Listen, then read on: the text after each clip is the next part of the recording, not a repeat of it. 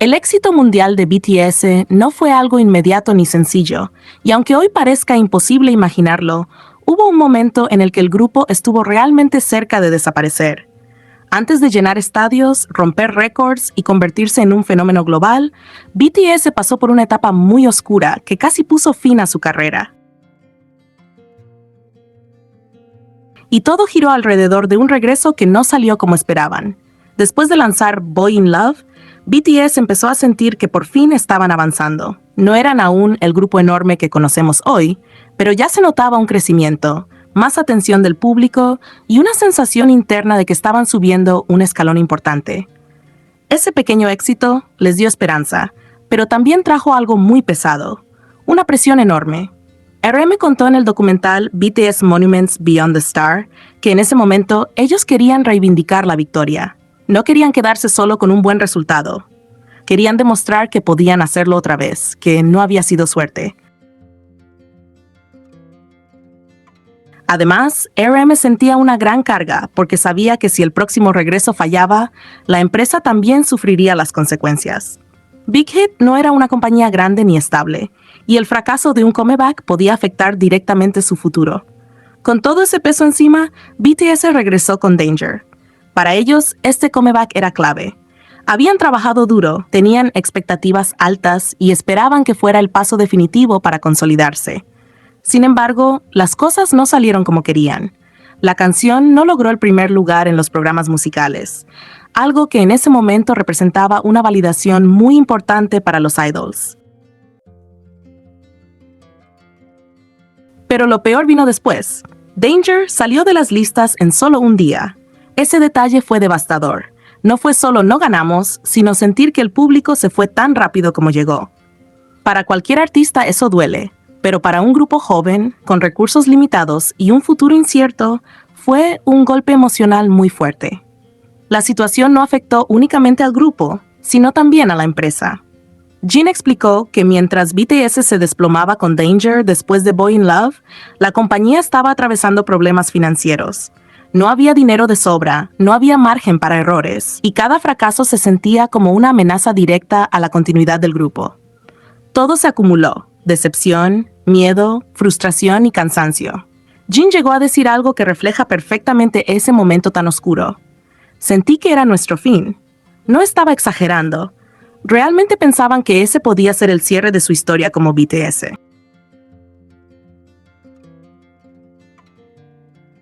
Además, los chicos no podían evitar compararse con otros grupos.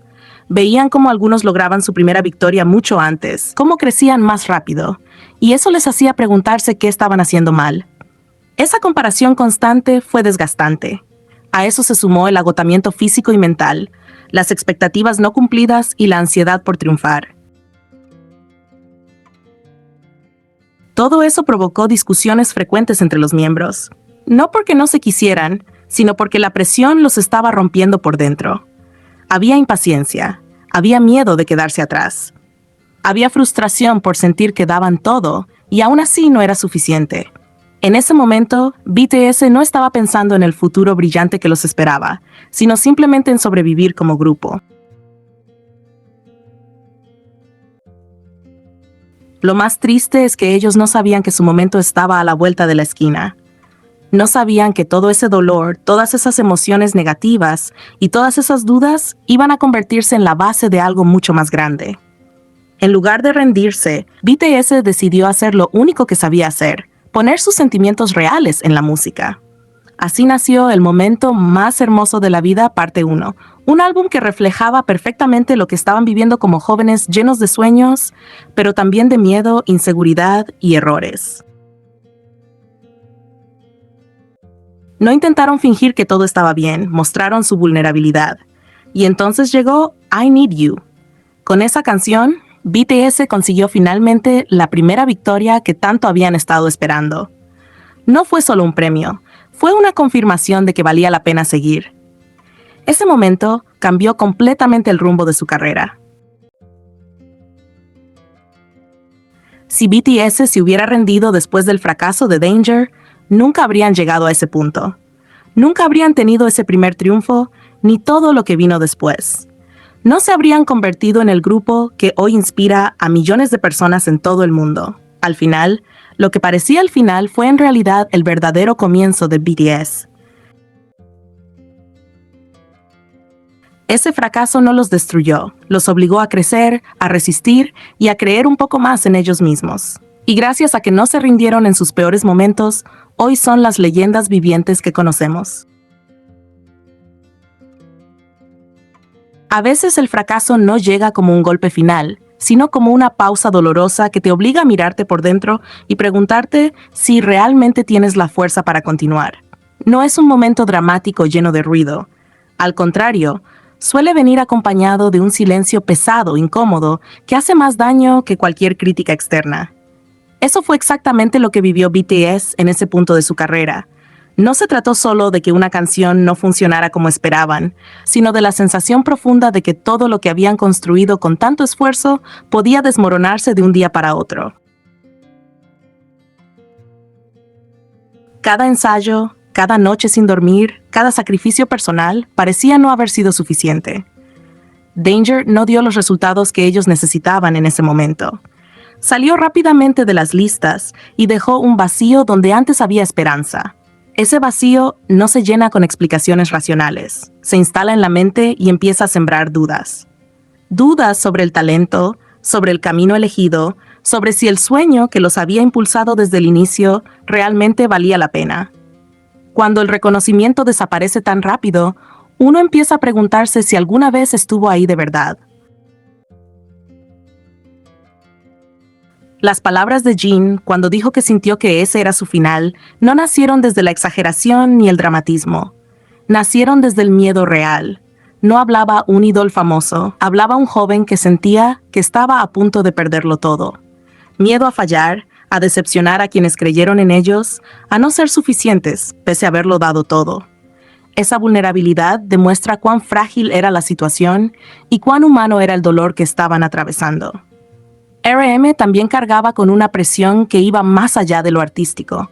No era solo la responsabilidad de liderar un grupo, sino la conciencia de que si BTS fallaba, la empresa que apostó por ellos también podía caer. Big Hit no tenía respaldo infinito ni una red de seguridad. Cada comeback era un riesgo, y cada resultado negativo se sentía como un paso más cerca del abismo. Cuando sabes que no solo tu futuro depende de ti, sino el de muchas otras personas, el peso se vuelve casi insoportable. A todo eso se sumó la comparación, ese enemigo silencioso que nunca descansa.